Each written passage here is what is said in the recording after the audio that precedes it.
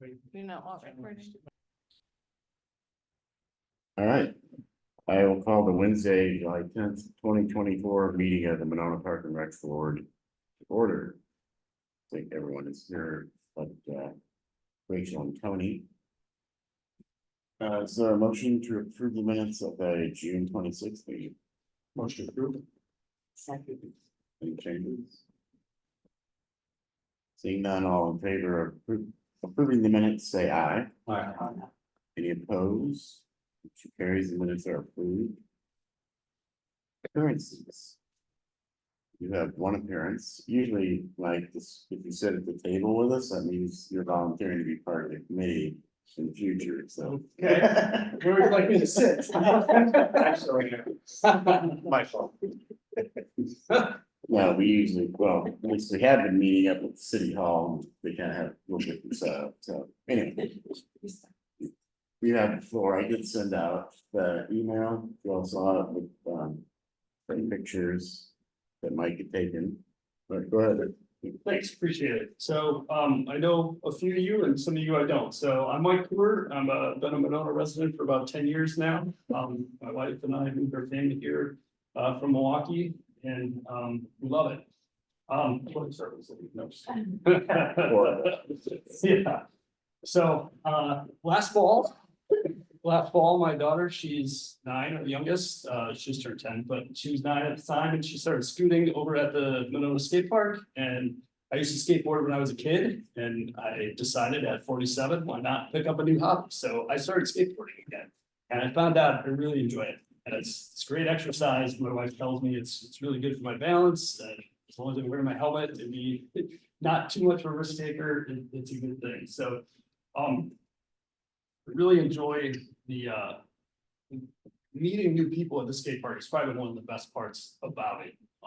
It's pretty amazing to see kids like my daughter's age, grade school kids. You've got kids who are middle school age, you got high schoolers, you got college age kids, there are people in their 20s, people in their 30s, people like me in their 40s, everybody using this one little piece of property over there. And everybody doing it in a way that's pretty supportive of each other. Like, we're all there trying to improve our skills, and everybody's just trying to like help each other out. And I've seen very little negativity at the park.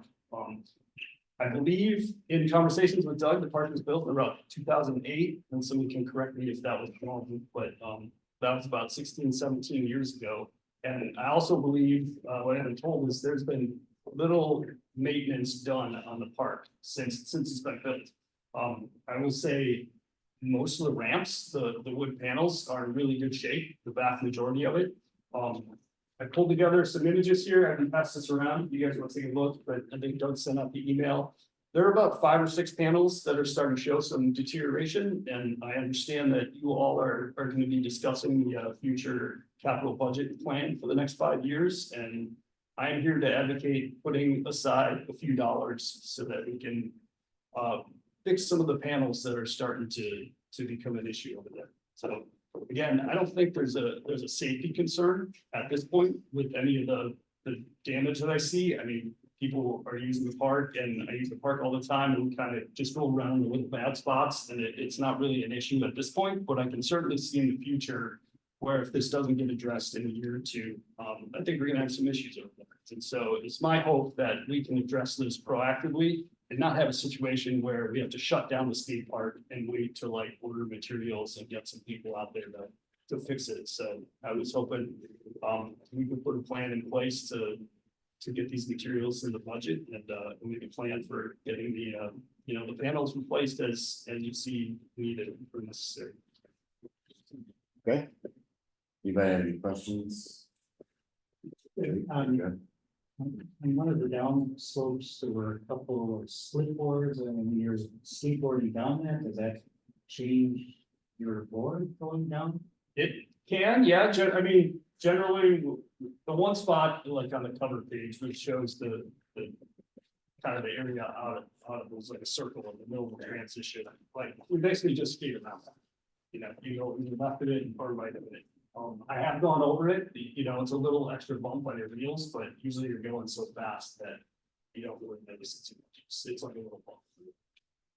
So I wouldn't call it a safety issue at this point. you know, but it's definitely like cause for concern, I think, in the future. You know, it's only going to continue to get worse and deteriorate, so. That one with the pipe or whatever recalls, the top part of it is really worn, is that because of people starting the skateboards at that location? I'm not exactly sure what happened. I think you're talking about the deck, the flat Right. part, on top of the half pipe, yeah, so. You know, it really looks like a small chip started and then it just, I don't know, if people are doing tricks up there or what, or. You know, but it just seems like. No started and then it just kept going. Is there no coating to that? There is coverage. There is, Yeah, okay. so this is, so actually, if you walk over there and you look like where that. The big section and the flat part up on top, it's a pretty wide deck that's up there, and so.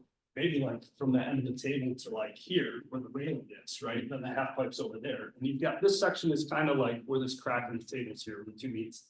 So there's plenty of room for like the skaters who are using a half pipe, and then the other skaters who go down this way, there's room on either side of it. So it's not really affecting anybody who's using it right now, but. That being said, it continues to deteriorate, it continues to wear away, I think we'll get to the point where it is a problem, so. One more, you know, with hanging out with kids, adults of all ages there. Have you heard any conversations about tagging the skateboards? There's been a lot of tagging on the sides, up on top. Any inside info? I have not witnessed it, I haven't heard anybody talking about it, it's, I mean.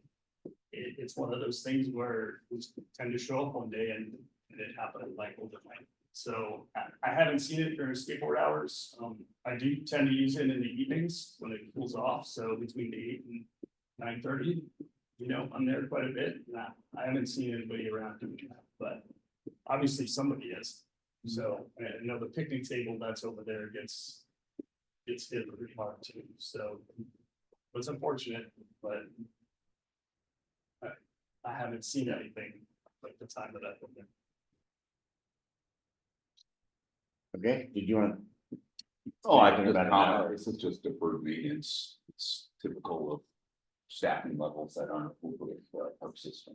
So we have a lot of projects that are in the queue, so to speak. We have panels for replacement in fact for a year and a half. Don't have maybe the technical skill level. We attempt to do it with staff. I will be doing it personally, but I have to dedicate a full day. I can close the park off and keep everyone away and be in my happy carpentry. So, we will make it happen.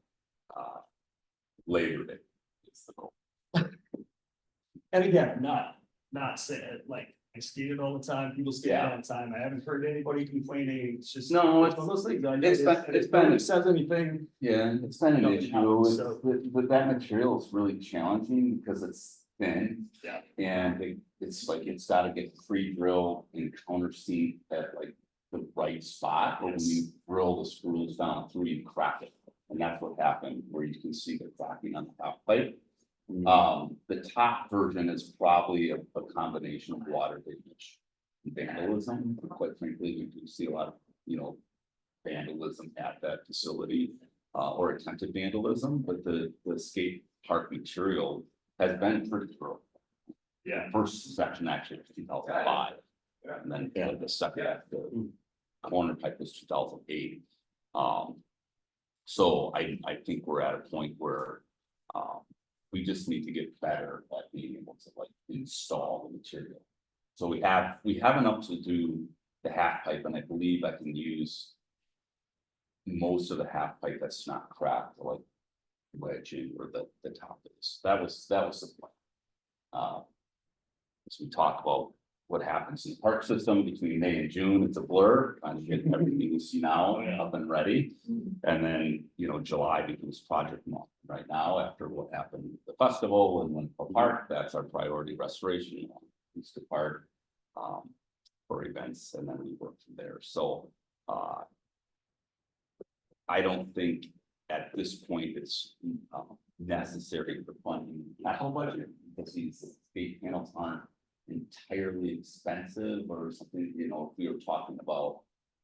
A major overhaul of the, you know, decking system and have it professionally done, then we'd probably be looking at like a $20,000, $20,000 to $25,000 project. So I would love the opportunity to try to get it done this fall and see what, you know, how long this material lasts before we start looking at. You know, repurposing or kind of renewal of the skate park. Because for the most part, it has been very durable. It does get a lot of use. You're confident you'll be able to, if you Not confident. Oh, confident that I'll, say you can do it. yeah, When I'm you set- confident I can do it. When you set the time. Yes. You get the time, Correct. you don't feel like you Yes. need to hire somebody to do it. No, Okay. No, I'm not insulting your carpenter skills. Is that something you could use a Gopher to help you with? I could use the help there, yeah. Yeah. So I could use an apprentice. send it on. Are you volunteering? Yeah, I will. Okay. I don't have the skills, but I think it should help. Let me just set it up. And then you just like, you know, shine your flashlight down. Yeah, yeah. It's a big spot. I'm really good at that. And I appreciate you coming in and Yeah. well detailed and including some positive feedback. It's used. It's great. Yeah, it's a really neat space, sure. Appreciate that. Yeah. You don't mind? You're welcome Do you want me to to- say if you want, but. So I need to sweep that. So we already kind of already started, I guess, the discussion. No, anyway, unfinished business 4A, discussion and recommendation. Of the 2025 to 2029 capital budget for parks, fuel and community center. This is our second. Go around on it. I did email you a half packet with some more detail on some of the bigger projects. Mostly the park storage and access drive, When did you? just now, Oh, just now. I am removing or proposing at least a removal of in your packet project 7, the passenger van for rec programs. I want to remove that for this year and look at opportunities for partnerships with some of our local bus companies who provide busing to our satellite facilities that we can take a whole loop, because frankly, you know, we're gonna need more than that. They want to develop a little bit better plan for how we can accommodate that. We certainly need vehicles, but the city, the entire capital budget requests are triple of what I think the mayor is looking at, so it's gonna be a difficult decision for the mayor and elected officials on what projects make it into the packet and which ones don't. So that is my recommendation for that. We did have a little more detail on the Ahuska Park plan that we talked about as far as funding.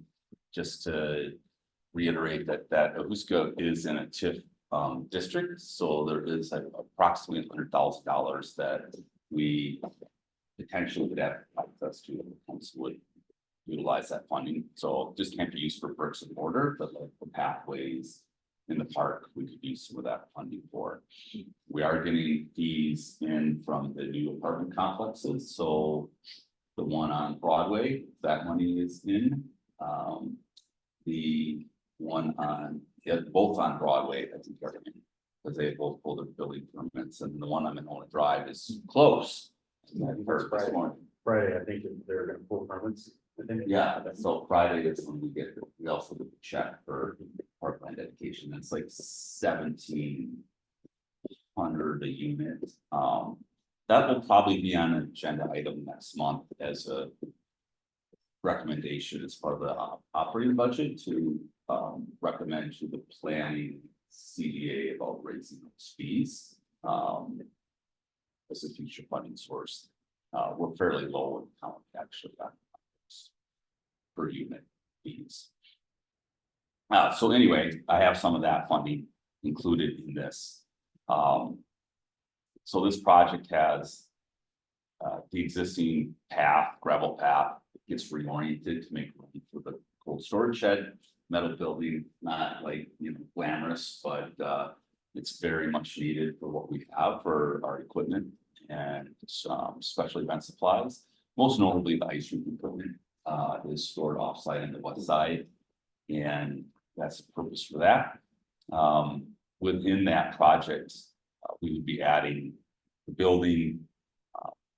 A dumpster enclosure, so then we have another dumpster satellite on the south side, so currently we kind of like share with the public works department, but. We generate a lot of trash in the city between, especially on the south side, that is still modest, just becomes more efficient.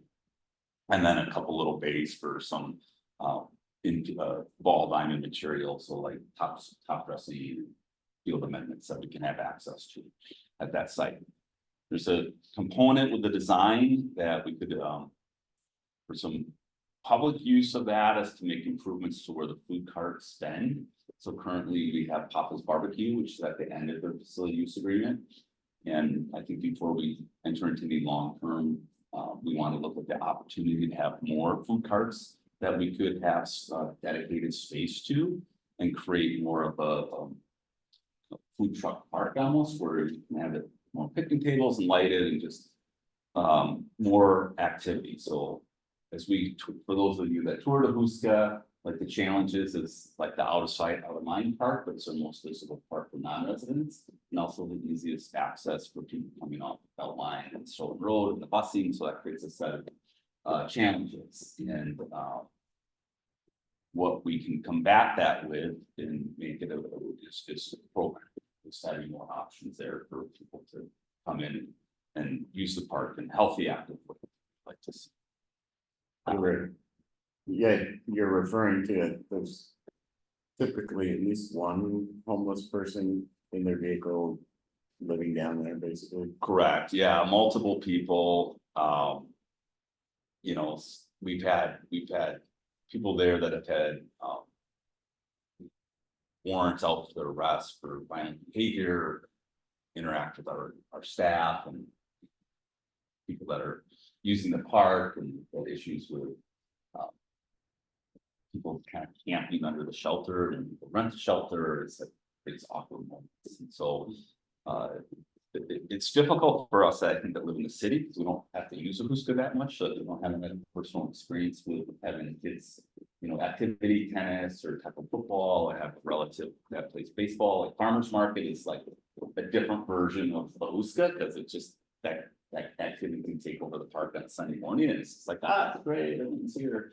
But the night can look a lot different. So, and we have a lot of requests to use Ahuska from outside groups. We just added a Korean tennis group that Korean Tennis Association that plays on Friday night. We have USTA tennis that plays there. The baseball field's used by 3 or 4 adult baseball groups. And then group in football, it's the home for tackle football. So that's kind of the rundown of this. We have a master plan for Ahuska with the implementation in the 5-year CIP for additional pathways to make this park more ADA accessible, to comply with the transition plan that we have for ADA. So that's why I have priority number 1. It's really challenging to run this department and have equipment sit out 24/7, 365, and try to support events in the community. We're tripping over equipment that we just don't have places to go with it. So we talked about it for years and it keeps getting punted out of the budget. So this would be a solution that would kind of be necessary to continue to do what we do, given that we might lose the existing storage space that we have. Will the 600 be enough for your needs? It's gonna be enough for the building and the path. It may be stretching it, like get the food truck area, like I'd like to do that, but then the not wants versus needs, it's like we can do it, great, that would be awesome. But if it's just the path and the storage facility, then, you know, that gets phased in. Cause it's gonna have to get electrical brought over so you can rough in, cause those would need like.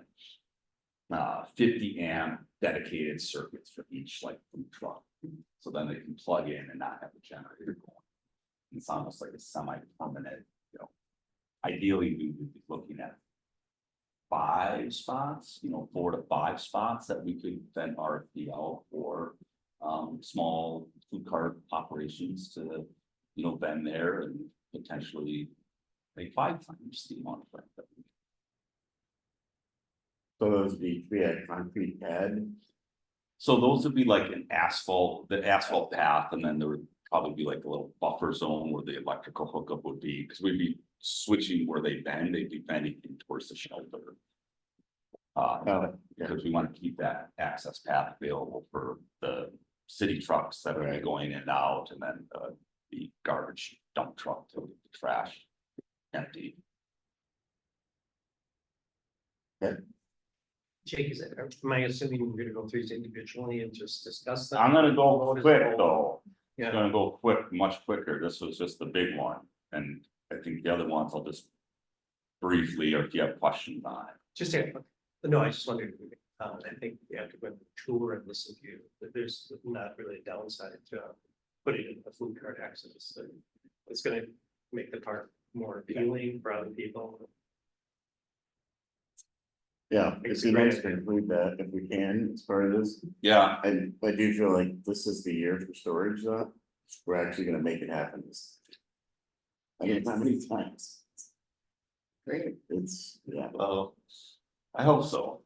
And, you know, we're looking at in the next 5 years, at least I'm proposing we balance out. The parkland dedication fees that we're getting on some of our priority projects. So this year's Aluska, next year will be Maywood Park. And then the following year, we'd be coming back to Aluska and, or potentially 27 is, I mean. It's too far out to really have.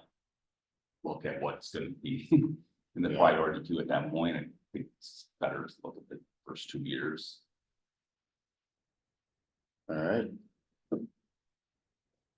Maywood Park, this would be design and engineering, over the fall. I was hoping we do it this spring to kind of finish the master plan and public input. Scaled back version, I think that we phase in that project as well. Priority would be the path system through the park. And the ADA path out to the school building that we talked about last meeting, so. This fall would still, we have a contract with architecture to finish the master plan, so this would probably be like a 2. I think just a 1 public input meeting, would be sufficient. And then come back with a couple options, and this board would make recommendation to. Well, yeah, recommendation council will approve the master plan and move forward with design if it gets approved in the capital budget. The trailer, so I did include that in the packet, just a picture if you're interested, basically. The specialty trailer's got like hydraulics, so you can enter onto a flat, so the scissors lift that we use to do multiple things throughout the park season and drive on, and then our Zamboni ice resurfacer is like with the. It needs to be a flat trailer because it can't get it up to the height of the cutter blade. And the garage is incredibly tiny at Grand Crossing Park, and so we have our bag boards and associated supplies that don't fit the concession stand, and so we really need to have that thing out of that garage in the summertime, so we program there. And this is sort of contingent on having. It's contingent upon having storage facility, because I need a place to store trailer. The gangway I put in there, the shooter gangway, just to kind of give you an idea of what we're proposing and what we get for the 15,000. So in the first picture, you can see that flat metal one that we walked on. The second one is similar to what we have at the 20 Walk Pier and Lattice handrails, and a little bit longer. The electric vehicle, talked about that.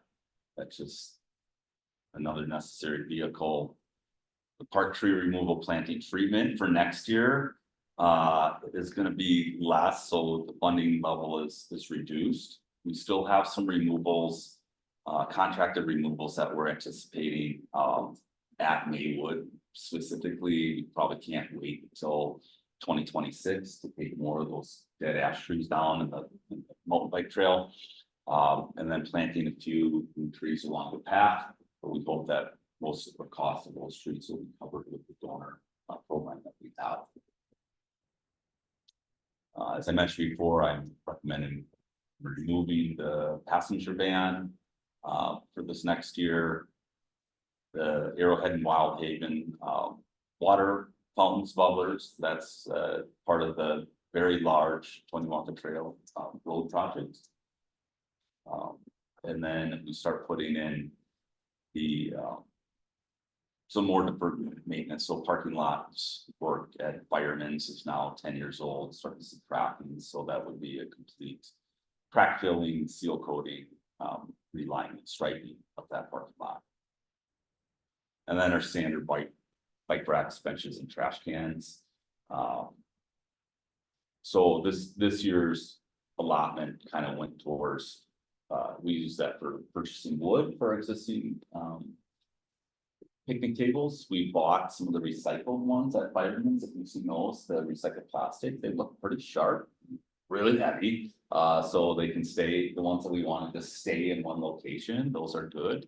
And then we added multiple portable bike racks. And so we have a couple up at San Damiano, we've got Schluter, we've got a couple at Maywood, and then that gives us the flexibility for large scale events that we can do. So we continue to add those into the system. For where we need them. I mean, I think we brought 2 down for the 4th of July festival, and they were just like jam packed. We probably could have bought another 3 or 4 down, for bike parking. Questions? Okay. Anything you wanna highlight in that? How the rest of the parts years? I mean, 26 is, 25 would be, Maywood, 26 would be the construction at Maywood Park. We have the Winnequa Park Master Plan in there in 26, that would be the other, kind of big ticket item, that would be the reimagining of Winnequa Park. And we kind of get into this, coin flip then for Ahuska and Winnequa, and so. If there was, if we can get this Ahuska phase 1 project in. Maybe there's some additional tip funding that kind of comes up with some potential additional developments on Broadway. That might be able to help fund some more of those trails through Ahuska.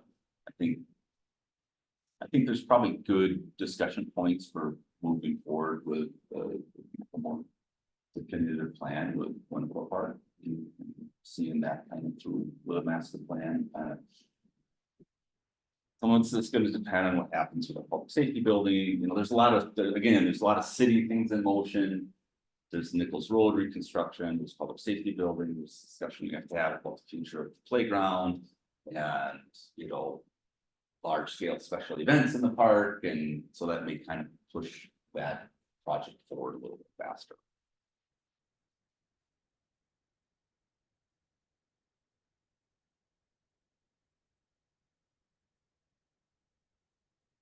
Okay, there's no more questions in the parks, we can move to the pool. That I don't have pictures of the World for Council. I do, they're on my phone, they're just not up to date. The concession area we're bringing it back, let's see. Do we have time for a field trip, because 3:30 Adult Swim just happened, and you will see why this project is needed. There's probably 200 people waiting in line to eat right now, and nowhere for them to sit. Typically, it's me.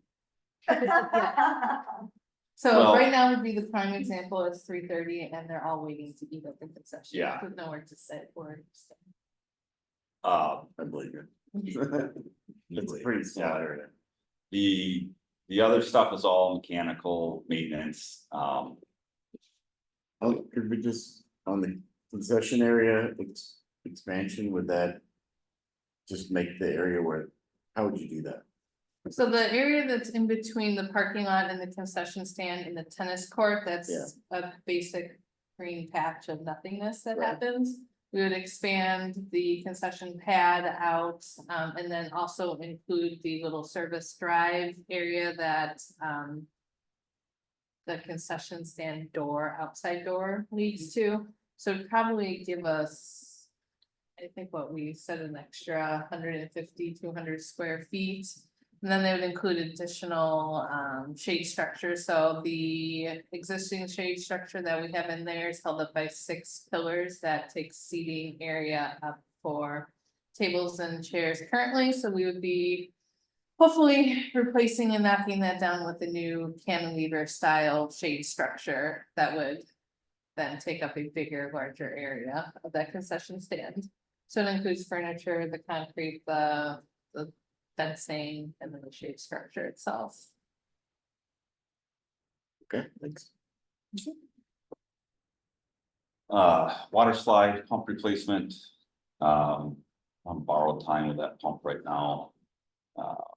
The wading pool mechanical room updates, so that's we have a leak in the filter and it's like an obsolete filter where parts aren't available, so we're continually adding fresh water into the wading pool, so that's that project. It's original sand filter from 93. 83, Wow. so it's definitely made its time. And then we've been just putting in plumbing replacement, for fixture replacements inside toilets, Powers. shower sinks. The doors, the metal hollow doors, there's 10 36-inch doors, and believe it or not, that's what it costs to have them painted and installed. And then painting inside of the locker room, is in there as well. And those are based on priority, as I talk through them. The one thing I can just say in 26 that I have in there is this inspection, and I'm kind of spitballing that cost with the leak detection inspection. So what's been happening on a lot of 90s pools across the state this year is we're getting massive leaks. And if you can pinpoint them, you can repair them, you know, maybe not super expensive, but not super cheap. If you can't pinpoint where the leak is, it can be like, we use over 1 million gallons of water each year. So it's a 300,000 gallon pool. We recycle on just normal use, you know, up to 1 million gallons. If there's a leak, we could easily double that. So that comes with a lot of challenges for cost and the, you know, keeping the pool chemically balanced. So we've done a wonderful job in support from our council in making all the maintenance repairs, mechanicals, but what we can't see underneath concrete is where that's what will get us. So that is an attempt to look at if we have anything forming outstanding that we get ahead of it before we lose a full summer. And then we also have just in the future, just this front, I think I talked about last month, this remodel, like front entry is we kind of redo Nichols Road and how do we get people into the pool, and there's, you know, some concepts that talk about now taking that entrance, shifting it over to Healy, so it kind of impacts parking, like bike parking and how we get people in and out. You know, I think we both agree on a busy day, we want to get people in as fast as possible, you know, and that just, it's. We're Leads to not set up for challenges. success. Yeah, We're set up for failure. currently. Yes, it's gonna be very challenging. And then the community center, so we are still working through this year's funding that includes a remodel of the kneeling stairs in the lower level, to the lower level. some office reconfiguration on this level. But we'd like to do the lights in the main hall and the lobby. Just to kind of get that thing back to somewhat usability for our public use, community use. The repairs is, we have a similar item for the city, for the facilities, which typically is at or over budget at this point of the year. And those are things that come up like plumbing issues and mechanical issues. We have a condenser out in the air conditioner right now. The quote to replace one is like $20,000. There's like 4 of them, but it's like, well, it's still making cold there right now. Can we get through the fall and, you know, not have to do a budget amendment now and try to plan for that? And then new furniture would be for part of the lobby and then transition area in the hall. So we would include some seating areas that would support, and this is like, I think, cost share between us and the senior center department. We still are leaving the option open for keeping programs here in this room, some of our programs, but certainly for senior programs, there's a need and a desire to have areas come and hang out and sit in that room. It did maybe change this, and really this is just putting this out as we talked at this building is if we are not looking at a new facility next 15 years, I would recommend that we do kind of the full energy inspection and look at a project that does all the replacement of the windows, HVAC, to continue this building functioning for the next 15 to 20 years.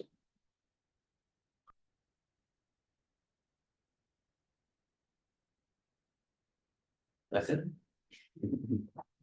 Anybody have any questions? Or motion, we want to make a recommendation, I'll move to approve. so a second, 1 second. further discussion? All those in favor say aye. Any opposed? Motion carries. Got a budget recommendation anyway. Report,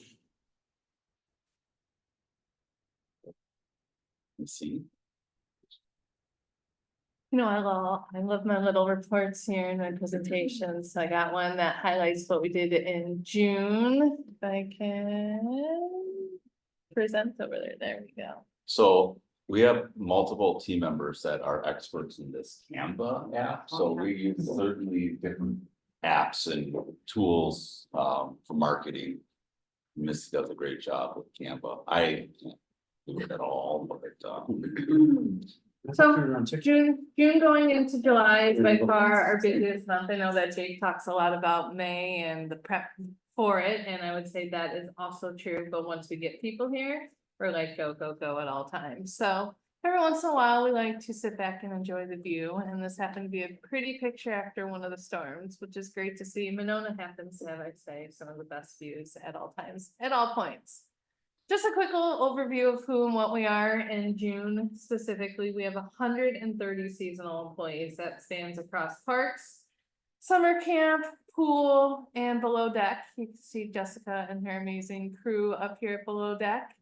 We really are fortunate to have great community members that want to work and that we live in a community that majority of our employees were once Park and Rec kids themselves. So we see a lot of re-return once we phase out of the programming fact.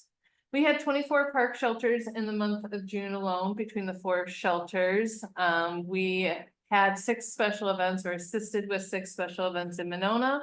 Our big thing in June was our Maywood move. So if you haven't made your way over there with Jake, take a look. It's quite amazing to see the rebirth of the building. And then I asked Jake, what did you do in June? Park maintenance. Because there was so much and so many things to just do. That is what we did in the park side. On the rec overview, I'm just gonna give you everything we do, youth baseball, oh, that's supposed to say youth softball, our Camp Winnequa program in the month of June alone had 150 different kids come to camp.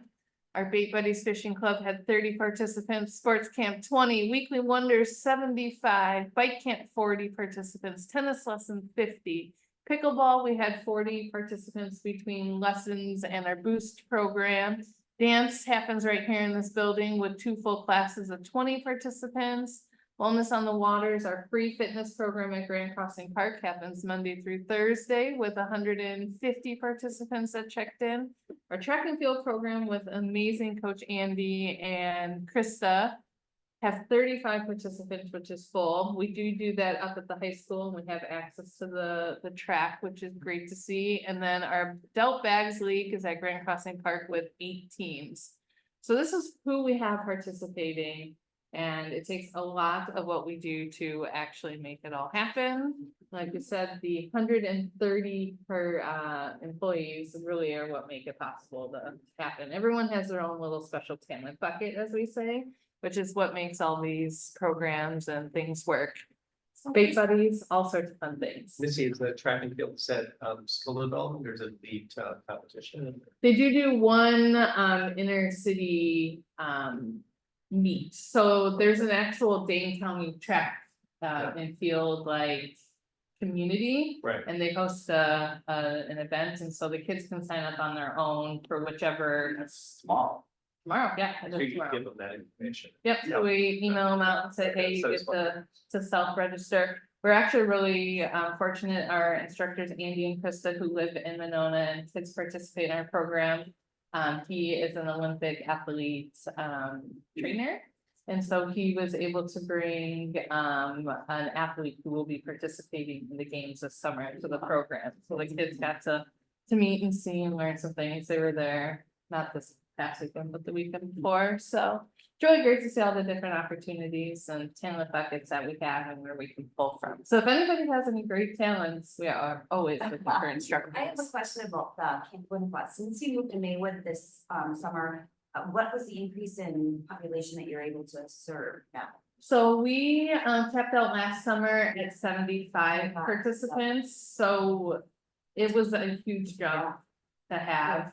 After school it's topped out at 50 and we're now at 100 and I think 15 between that and the rat care for the fall. So we're able to open up a lot of opportunities for people to get childcare, which is a huge need. Just a little pool facts. We've had 751 season pool passes sold. That's a mix of individual, senior and family, so a little bit mixed. With 7,168 individual visits, roughly 28,000 and some change. What we made in June and just daily admissions.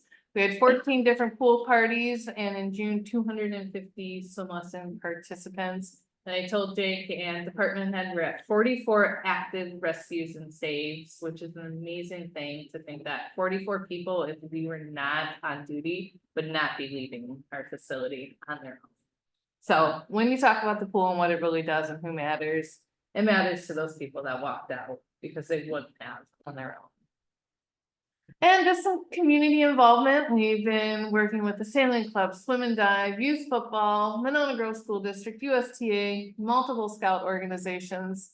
Madison comes to the pool all the time and MSCR, Home Talent out at the baseball field, the Farmers Market, Gigi's Playhouse, Special Olympic, Friends of San Damiano, Madison Events, which puts on the marathon in September. Madison Festival does November's marathon, and then MESDA has all of the random events and communications. This is just in the month of June alone.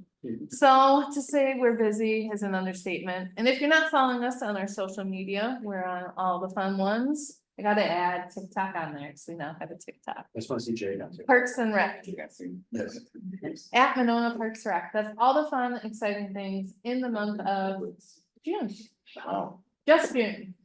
You say you're guys looking for those. That's a lot. That's why we're always tired.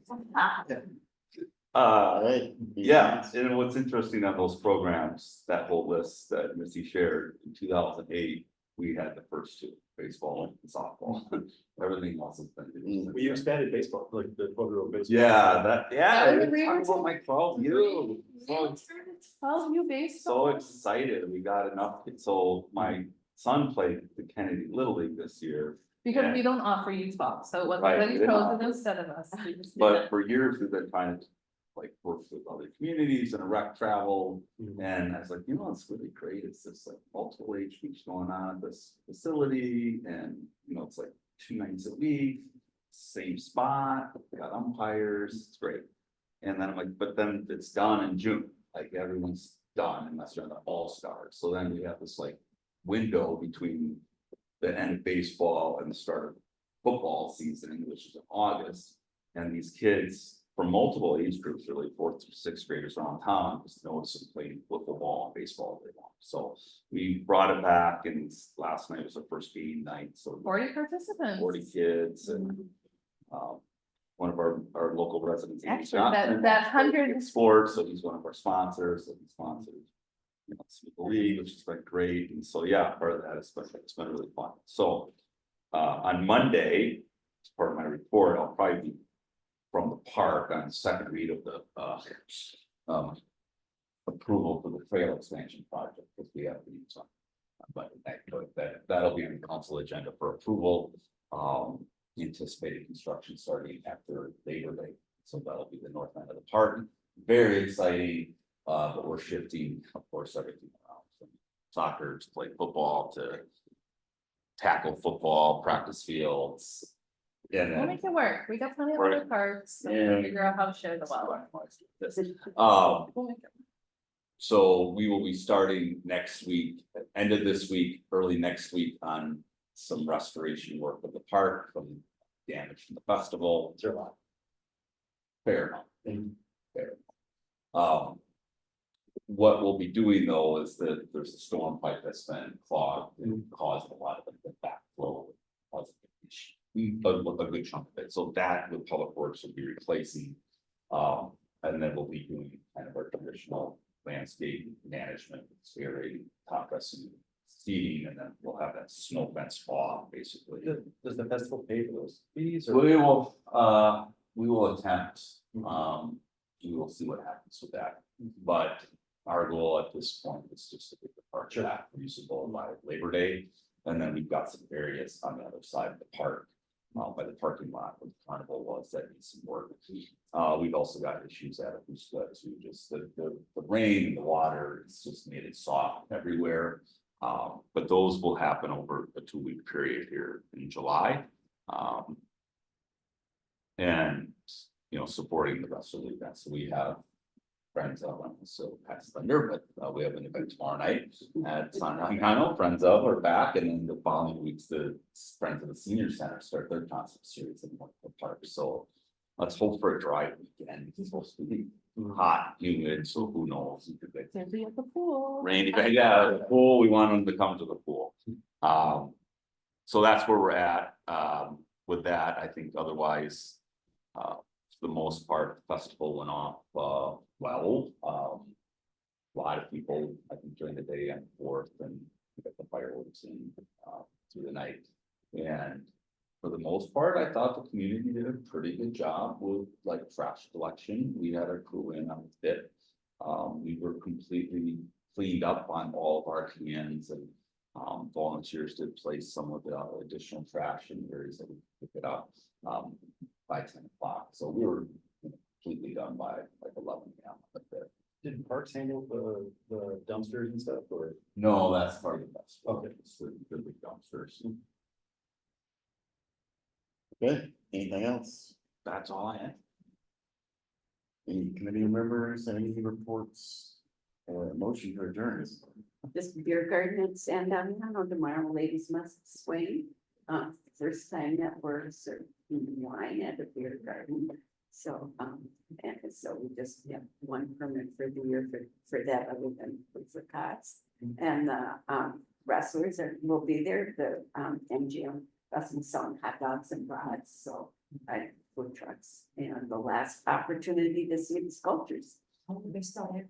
I keep driving by, I'm like, I think they were gonna be down the 8th or something. They were, but we got permission to keep them there a little longer, so. So they're very, yeah, Do we know which ones the city is keeping yet? it's getting narrowed down and they I'm so won't, excited. those won't be placed for a year, because that, so, yeah. I think 2 for sure, but the third one being decided, but who knows, that could change. Yeah. Well, getting close, yeah. All right, thanks. Is there a motion to adjourn? Motion to adjourn. Is there a second? All in favor, say aye. Did you forget it for a second? Alright, there you go. Yeah. Especially on adjournment. Record. My restaurant's evacuated because of idiot hit the sprinklers in the U-Haul. Now the building got that, harm and the sprinklers going